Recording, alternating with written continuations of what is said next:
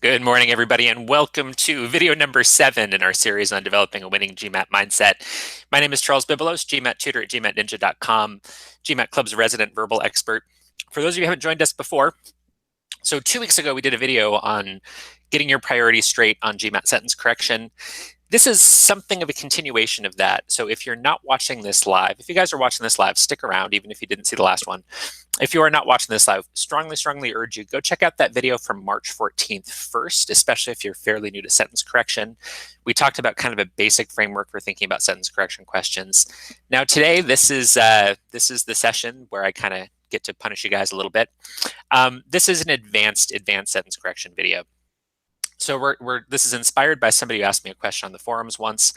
I've got a 760. How do I go from a 760 to a 780? Sentence correction is my biggest weakness. How do I go from already spectacular to absolutely ridiculously spectacular just using sentence correction? So this is inspired by that. So this is how to go from great to incredible on GMAT sentence correction. This is 6 of the toughest questions I could find that I think really illustrate something about how the GMAT wants you to think about sentence correction. So this is where we kind of get away from sort of the nice mechanics, oh, nice clean subject verb agreement, nice clean verb tense errors, that kind of thing. And now we're getting into ways to either hide or disguise those grammar rules or just make it all about subtleties of meaning in ways that are really, really difficult. So if you're new to this, once again, please go through the rest of the series, especially that 5th video from March 14th about getting your priorities straight on sentence correction. If you feel pretty confident on sentence correction, we'll see if we can get you on some of these questions today. They're going to be on the tough side. So let's actually jump right in. Actually, before we jump in, quick congratulations. GMAT exam 439, that's one of our GMAT Club members, been very active over the last year. Inspiring story, about a year ago, he got a 21 on his verbal. I think it's a him. I actually don't know on the forum if somebody's male or female. Got a 21 on the verbal a year ago. Just took the exam, got a 41, 20 points, gigantic increase. It can happen if you're really struggling. Don't lose hope. This kind of thing can happen. The guy worked like crazy for a year, but it can happen. Absolutely massive increase. If you're watching this, congratulations. Okay, let's jump right in with that first question. And again, we're going to go through 6 of them today, all really tough, all kind of getting at that intersection of grammar and meaning, but mostly meaning and ways that sort of those nice, clean grammar rules start to break down a little bit on you. So we'll give you a couple of minutes. And once again, if you're here with us live, please don't be shy, especially if you're going against the grain. I think we're going to see a lot of errors on these, which is good. That's wonderful. Helps me tell you more about what's going on in the question. So as soon as you think you've got an answer, go ahead and tell us on that live feed. The live feed disappears as soon as the broadcast is over. So please don't be shy. Give you guys a couple minutes.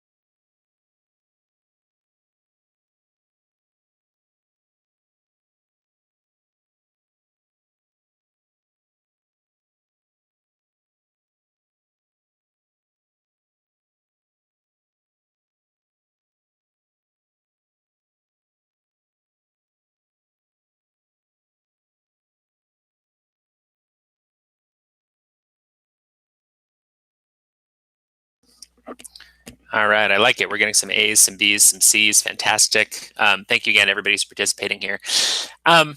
So first thing that always jumps out at me on this particular question is the pronouns. And that only gets us so far, unfortunately. Starfish is one of those fantastic nouns that could be either singular or plural, and that's really annoying. Deer, media, which is going to come up in another one of these. So starfish is that singular or plural. They actually tell you that they think it's plural here. Again, starfish could be singular or plural, just like deer, media, data, arguably. So as you look at A, and I apologize, I didn't actually underline this. One arm is lost.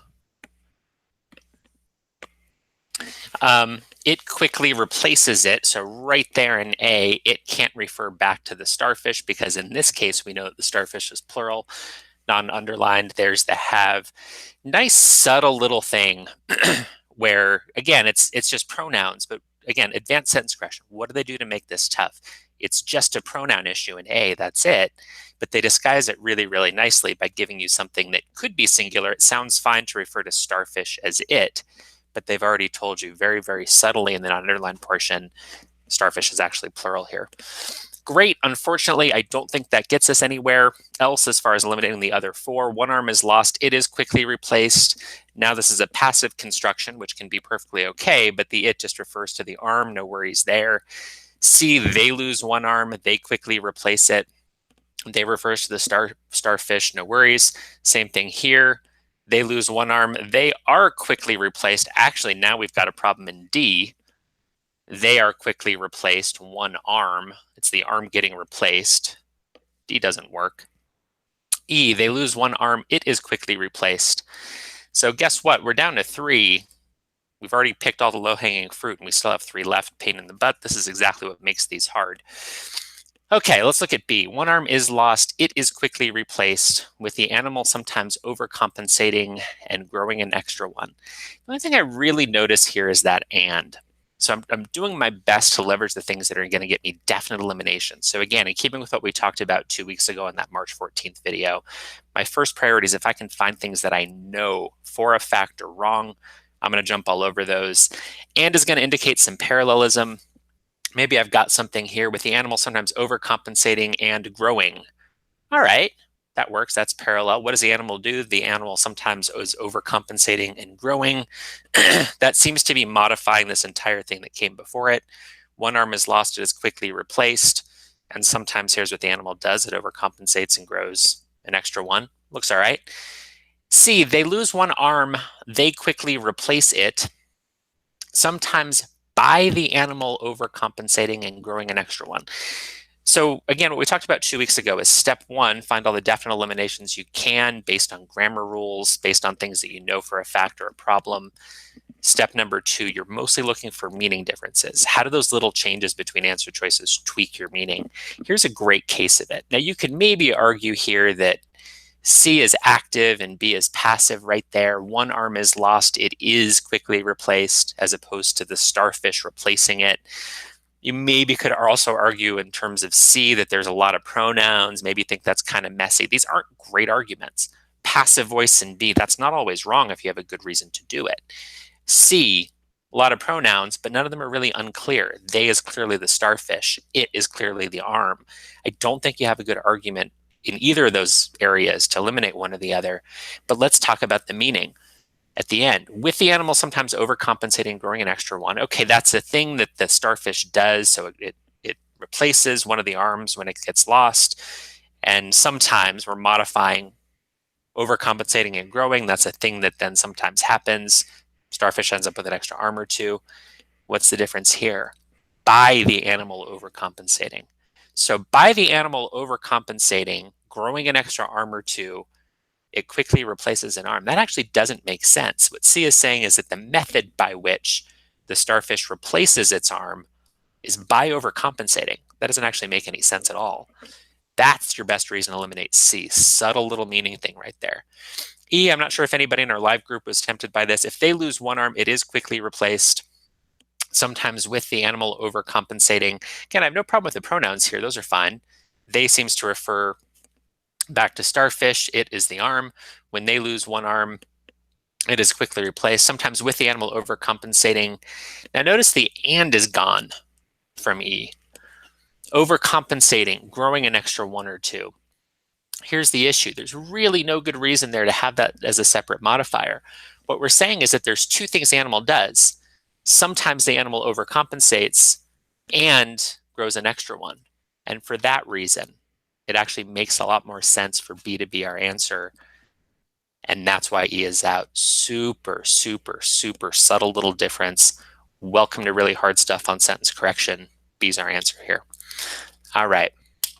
I'm actually going to make these go from what I think is easiest to hardest.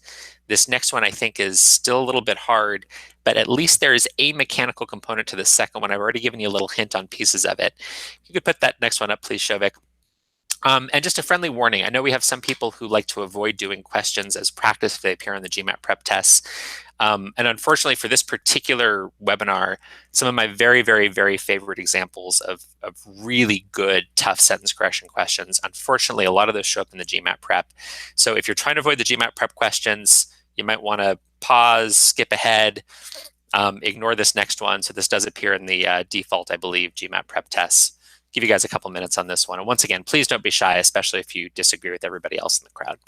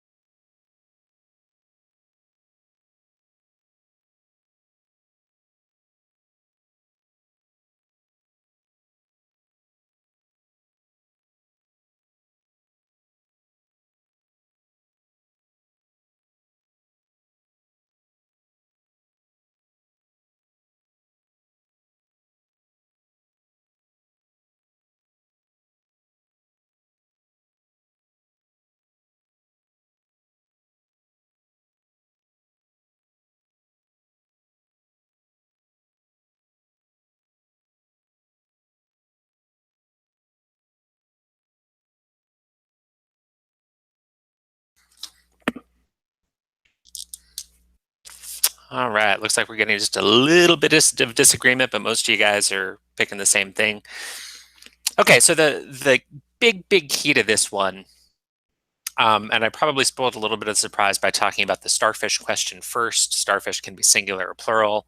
So can media. It's a stylistic thing. To some degree, it's a regional thing. In the US, we tend to talk about the media singular. The media does this. The media is a monolith. That's how we tend to say it. That's not true everywhere in the world. And it's something that changes a little bit over time. To my ears, media as a plural noun doesn't sound right at all. But they actually tell you what they want media to be here. It's in the non-underlined portion. Again, something we talked about 2 weeks ago as well. That pronoun should jump out at you. Take advantage of whatever mechanics you have. You know, pronouns are a big deal. Even if it's not underlined, that's your friend here. At the very, very least, it's going to make you more efficient if you catch that. So what does that do for us? The media has had as a focus, but they. So A is wrong because you've got that singular verb has, but we know that media is plural. And again, in real life, I disagree. I say media as a singular almost universally. And again, that's going to differ depending on where you learned your English.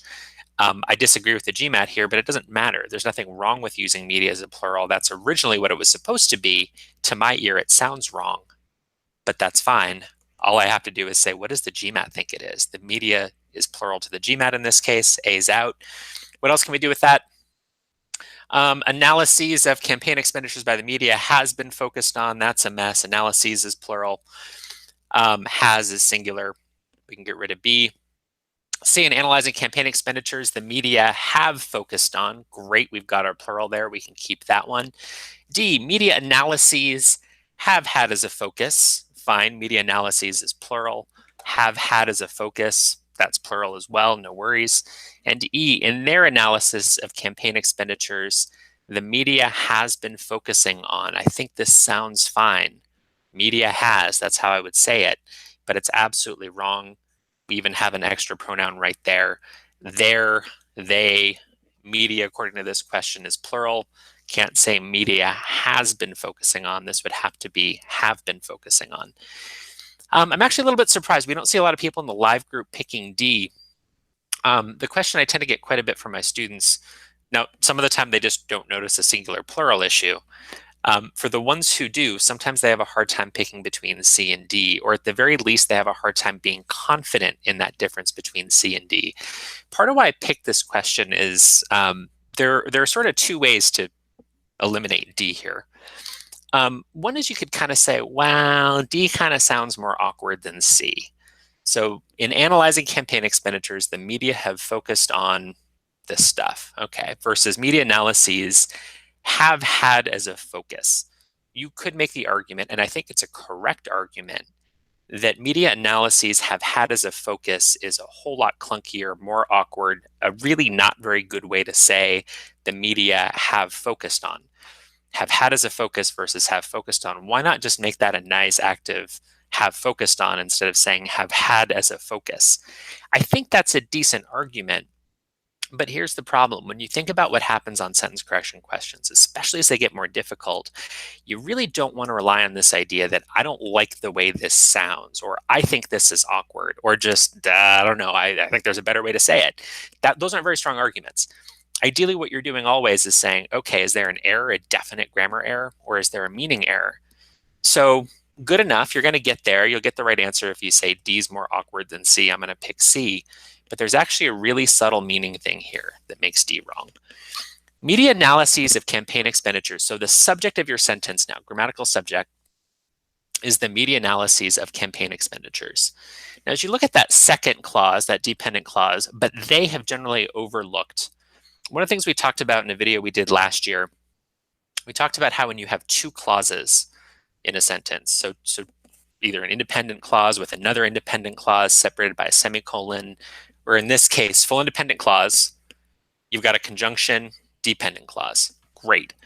That subject of the second clause starts with a pronoun, they. In general, it's not 100% always the case, but in virtually every question we've seen on the GMAT, when you see a pronoun at the beginning of that second clause, it's going to refer back to the subject of that first clause. So pronoun is the subject of the second clause, refers back to the subject of the first clause. So let's think about that. Media analyses. The media is not even really here. It's just the media analyses. The media analyses of campaign expenditures have had as a focus. They must refer back to the media analyses, right? Media analyses of campaign expenditures have generally overlooked the cost of administering elections. Actually, that doesn't really make sense. Media analyses of campaign expenditures meaning the candidates or the parties. So the Trump campaign, the Clinton campaign, the media is analyzing the Trump campaign or Clinton campaign's expenditures. And in doing those analyses of campaign expenditures, they've ignored the cost of administering elections. Wait, that has nothing to do with it. That's a totally separate thing. If it's a media analysis of a campaign expenditure, why is it an issue that that's overlooked the cost of administering the elections? That's completely separate.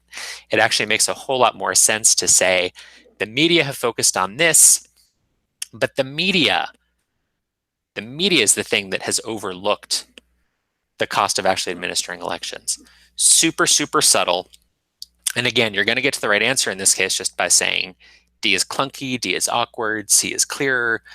But you actually, the better way to look at this is who's actually performing that action. It should be the media, not the media analyses. Super, super subtle. All right. Next one I think is even harder. And once again, this is also a GMAT prep question, I believe. So apologies to anybody who's trying to steer clear of the GMAT prep questions. There'll only be one more after this. Give you guys a couple of minutes. This one's short, sweet, my opinion, really, really tough.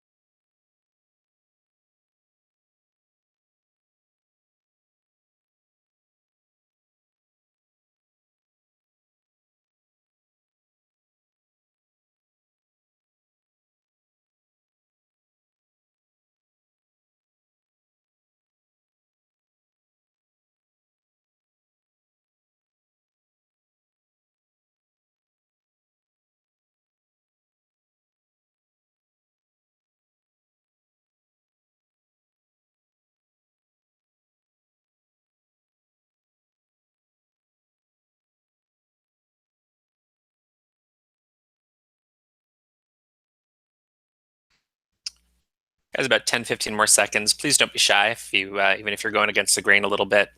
And no fair Googling, that doesn't do much for you.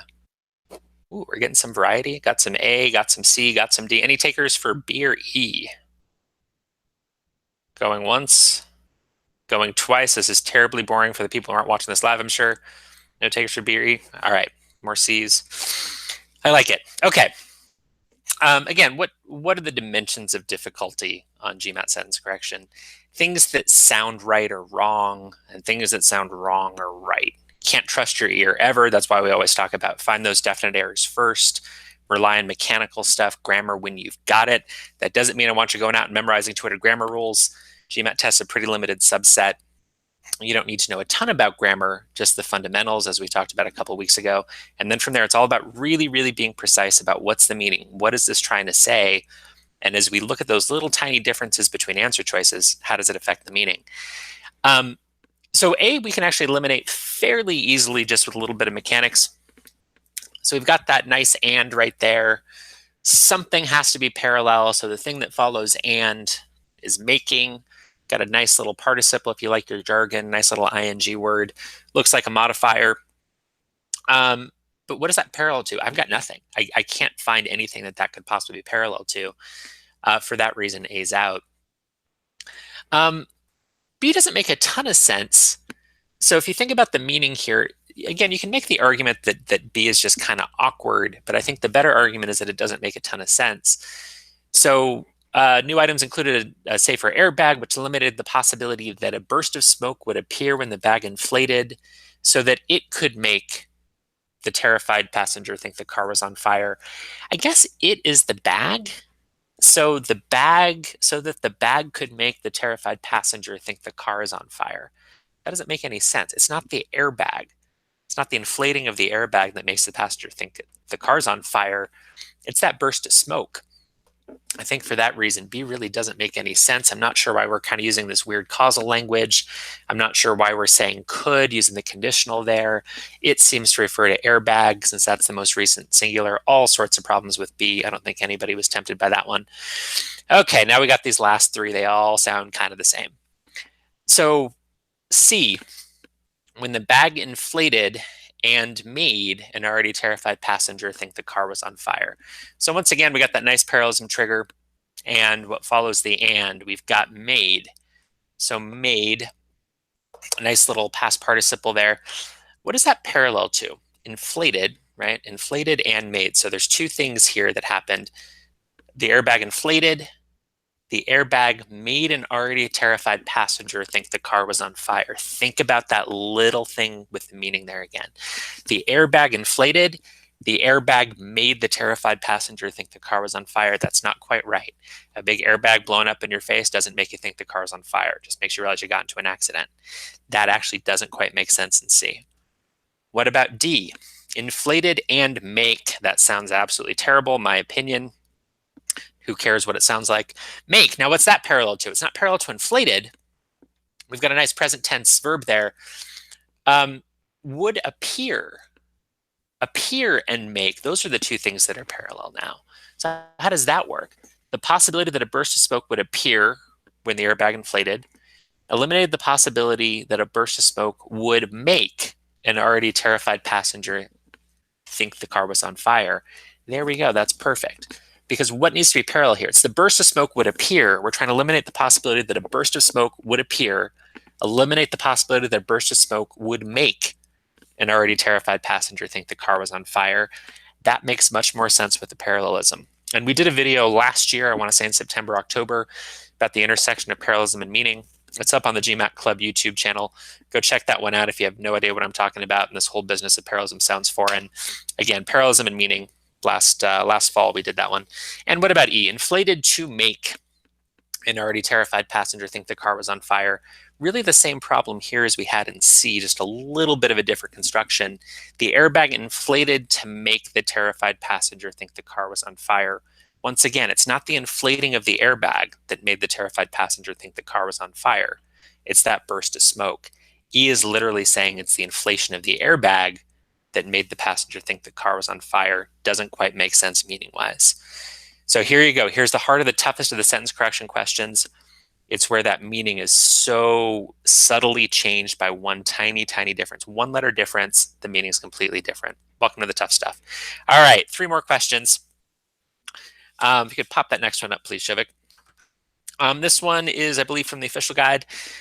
Should be able to eliminate a few of these pretty quickly. As you get down to the last 2, there's a fun little thing going on. Give you guys a couple minutes.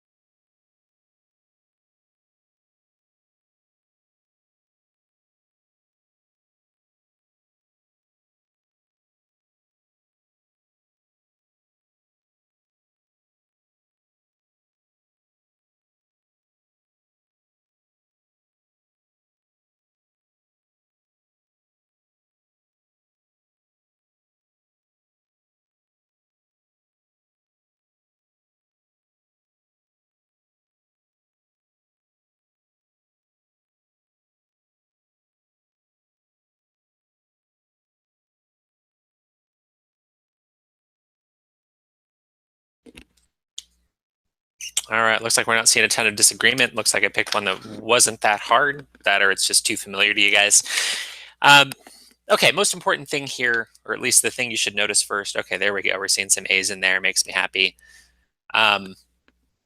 So first thing that jumps out at me whenever I see the verb tense, especially that past perfect tense anywhere in my answer choices, had been, very, very specific rules around past perfect tense. So had plus a verb, had done, had been, had eaten, had studied, has to be the first of two actions that happen in the past. And once again, we did a whole video on verb tenses on the GMAT last fall. Go check that one out up on the GMAT Club YouTube channel. The quick version, had been, it's got to be the first action in the past, happens before something else that happens later in the past. So two past actions, the had been better be the first of them. Okay, so let's think about that with be first. So some buildings that were destroyed and heavily damaged. So were destroyed. Here's a nice simple past tense, right? Were destroyed, were heavily damaged, had been constructed in violation of the city's building code. What's the implication there? The implication there is that they had been constructed in violation of the city's building code before they were destroyed and heavily damaged in the earthquake. Makes sense. They had to be constructed first in violation of the building code, and then later the earthquake came along, destroyed and heavily damaged them. So what's the difference between that and A? In A, you've got were instead of had been. It's the only thing that changes. So what would that imply? That would suggest that these things happen more or less simultaneously. Were destroyed, were constructed, were heavily damaged, and that actually doesn't make sense. Intent of the sentence is that, well, clearly the buildings had to be built first, and then they got destroyed. So the only one of these two that's going to carry that meaning correctly is B, because that's actually correctly saying that the buildings were constructed first and then ended up getting destroyed. For that reason, A is out. C is an even worse version of A. Have been constructed. So have been, and again, if you're not familiar with these verb tenses, check out our video from last year on verb tenses. Have been, it's an action that starts in the past, continues into the present. Have been constructed in violation of the city's building code starting in the past, are still being constructed today, but then they were destroyed past tense. That doesn't really make any sense either. C is out. Same reason we can get rid of D, have been. That doesn't make any sense in this case in terms of the sequencing. Now, the only thing that's different between B and E, both of them give us that same verb tense, had been. In this case, we absolutely need it to make sense of the sentence. But what's different? Almost nothing. It's just the placement of last year. In E, last year, some of the buildings that were destroyed or heavily damaged in the earthquake had been constructed in violation of the building code. In B, some buildings that were destroyed and heavily damaged in the earthquake last year. The last year appears right next to earthquake. Seems to be modifying earthquake and what happened during the earthquake and as a result of it. That makes sense. Last year is when the earthquake happened. Really, really subtle. What's wrong with E? Last year, some of the buildings that were destroyed or heavily damaged in the earthquake had been constructed. Well, all of this right here that were destroyed or heavily damaged in the earthquake, nice little that modifier, it's modifying the buildings. So last year, some of the buildings, let's just strip this out for a second. Last year, some of the buildings had been constructed in violation of the city's building code. What E is saying is that these buildings were constructed in violation of the building code last year.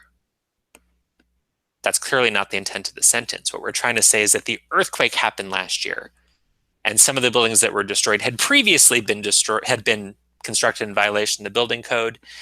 The sequencing is very, very different in A. Even though the verb tenses are the same, E is suggesting that last year all these buildings had been constructed, when in reality it's the earthquake that happened last year. Just the placement of those two words completely changes the meaning. All right. Two more. This next one's a really fun one, another official guide question, and we'll give you guys a couple of minutes.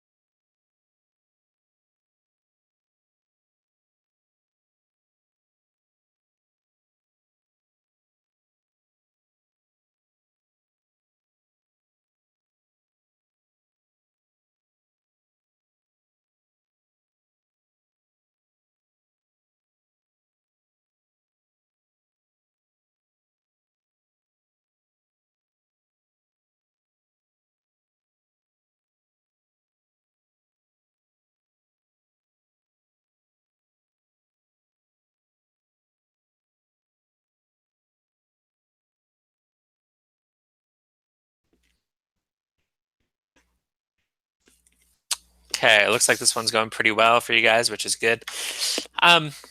So what happens as you get tougher, and I'm not sure how many of you guys have seen this before since it's in the official guides or the verbal guide. I think we've also done it as a question of the day on GMAT Club. What makes these hard? So as you get to questions where all the grammar in the world doesn't really help you anymore, and you've got to really focus on those nuances of meaning, that's the holy grail. That's the kind of thing that makes you go from, let's say, low 700s up to a mid or high 700s equivalent on sentence correction. Here, there's just not a lot you can hang your hat on in terms of nice mechanical stuff. Hopefully you see these pronouns. Those, we talked about those quite a bit in our videos on comparisons last year. Those enrolled, what's those? Well, I guess that's people. Same thing here. That's nice. It's not illogical in either case. The equivalent of people enrolled in the four-year colleges and universities. The pronoun's not the problem here. What is the problem? It's meaning. So let's pick on A first. 8 million people, equivalent to the enrollment. Think about what the word equivalent means. Equivalent means kind of similar in terms of quality, maybe something like that. Or in terms of sort of the characteristics or quality. So are we saying that these 8 million people are just kind of similar to the enrollment of these colleges and universities? There's two problems there. One is I don't think equivalent is the word we're looking for. Equivalent compares kind of quality or characteristics. We're trying to compare numbers. 8 million people is the same number of people as are in the colleges and universities. So problem number one is that word equivalent. It just doesn't quite make sense there. Second, enrollment. So we're comparing 8 million people to the enrollment. That doesn't really make sense. We want to compare people and people in some way, or enrollment and enrollment, or talk about the number of people who are enrolled. It doesn't really make sense to say that 8 million people are equivalent to that entire collective enrollment of the nation's four-year colleges and universities. E is out. B, the equivalent of those enrolled, so the equivalent of the people enrolled. Well, now we're comparing people to people. That's nice. So 8 million people, the equivalent of the people enrolled in the nation's four-year colleges and universities, people to people, the comparison's better, but we still have this problem with the word equivalent. So we're saying, oh yeah, those people are just kind of sort of like these other people, which isn't what we're saying at all. We're trying to say that the numbers are the same, or the numbers are roughly the same. So B's out. What about C? C is a really nice sentiment. 8 million people, they're equal to the people enrolled in four-year colleges and universities. Again, it's parsing those details of meaning. Equal. Sounds like we're making a statement about equal rights, about civil rights maybe. That sounds fantastic. These people are equal to those people. Unfortunately, that's not the point of the sentence. The sentence is trying to say that the number of people is similar in both groups. We're not trying to say that the people themselves are in some way equal to the other people. C is gone. D and E, as many as the enrollment of, or as many as are enrolled. I don't think anybody in the live group is tempted at all by D. 8 million people are as many as the enrollment. Once again, we're comparing people to enrollment in D. That doesn't really make sense. And in E, we finally have a nice clean statement of number. 8 million people, as many as are enrolled, much more clearly makes the case that it's the number of people. 8 million people is as many as the number of people enrolled in the four-year colleges and universities. D is out because of that illogical comparison right there, and E is our winner. Okay, we'll do one more and we'll finish up hopefully in less than an hour. Give you guys a couple minutes on this one. And once again, apologies to anybody who's trying to avoid GMAT prep questions. This one does come from the GMAT prep as well. Give you guys a couple minutes.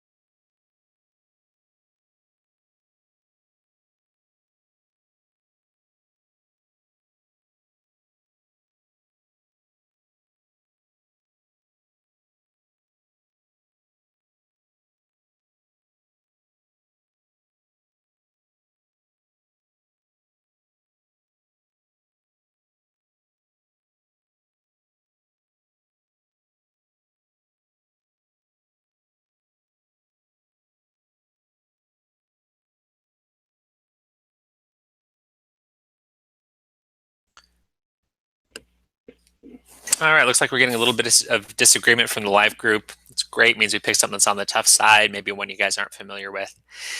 I'll be honest, when I look at this, or when I saw this for the first time, I didn't really feel like there was a great reason to eliminate any of these. So again, my first line of defense is always like, hey, can I find something mechanical? Can I find a pronoun error, parallelism error, subject verb error, verb tense error, something nice and clean? And here I can't really. There's some pronouns here. That's great. Their production history, I guess that's referring to small cars. Same thing in B, than they were at any time in their production history.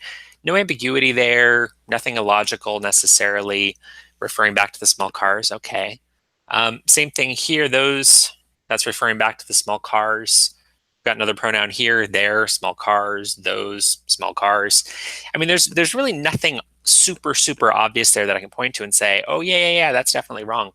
It's just that subtlety of meaning. How does tweaking these things by a couple words change the meaning? I'm going to start at the bottom actually with D and E. And there's tons of things in this question. I mean, we could go crazy on sort of the nuances of all kinds of things that change from answer choice to answer choice. I'm going to try to highlight the things that I think are the most important. More fuel efficient small cars. So technology allows manufacturers to make more fuel efficient small cars. Now, how's that different from, let's say, A, B, and C? Small cars that are more fuel efficient. In B and C, it's very clear that it's the small cars that are more fuel efficient. What's more modifying? Fuel efficient, unambiguously. If I say technology allows manufacturers to make more small cars, I'm talking about quantity of cars. More fuel efficient small cars, it's actually not clear if we mean a greater quantity of cars that happen to be fuel efficient, or whether we're saying that we're making small cars that have greater fuel efficiency. Obviously, the intent is to say that manufacturers can make cars that are more fuel efficient, which is conveyed much better by A, B, and C. D and E are confusing because it sounds like this could be saying that it's making more small cars, greater quantity of fuel efficient cars, not the intent there. Get rid of D and E. All right, what about A, B, and C? Today's technology allows manufacturers to make small cars more fuel efficient now than at any time in small cars production history. Doesn't sound too bad. B, small cars that are more fuel efficient than they were at any time in their production history. Let's talk about B a little bit. Small cars that are more fuel efficient than the small cars were at any time in small cars production history. The weird thing there, and it's not a smoking gun, it's not something that I think is super obvious, or that on my first pass through I'm going to automatically eliminate B, but it seems like we're kind of stuck in the past a little bit here. Small cars more fuel efficient than those same small cars were in those same small cars production history? Are we talking about production history for those same small cars? That possessive is referring back to the small cars. It seems a little bit weird right there. Compare that to C. Small cars that are more fuel efficient, fine, we've got that nice modifier again. Then small cars, not necessarily the same small cars, but then small cars at any other time in production history in general, versus A and B in their production history, in the production history potentially of those same small cars we're talking about now. Today's technology allows manufacturers to make small cars more fuel efficient now than at any time in those small cars production history. That doesn't make sense. Those small cars get produced once. Sure, small cars were getting produced in the past, but the small cars we're talking about here, we really couldn't refer logically to those small cars production history. So that's one subtle little thing that's going to make C a little bit better than A and B. Another really subtle thing, at any other time in production history. It doesn't really make more sense to say small cars more fuel efficient than at any time in general in production history. We want to make that comparison, right? Is it a big deal? No. But we're comparing small cars now to all of the small cars in the past and all of production history other than right now. And only C conveys that.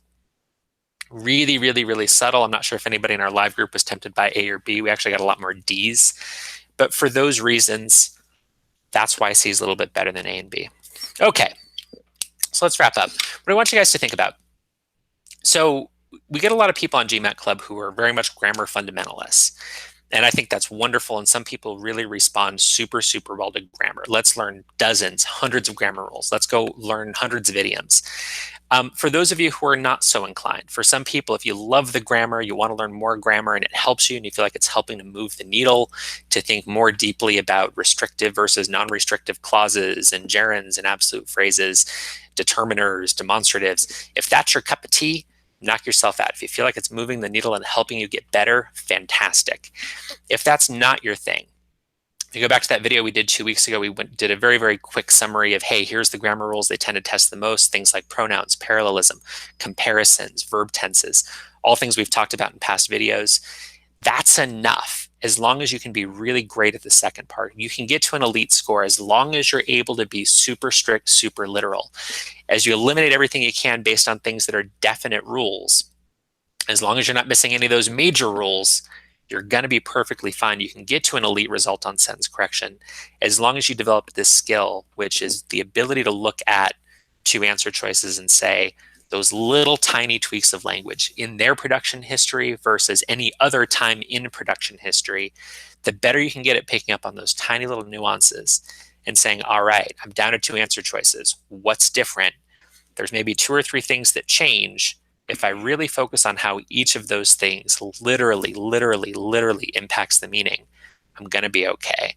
That's the ultimate toughest skill to develop at an elite level on the GMAT.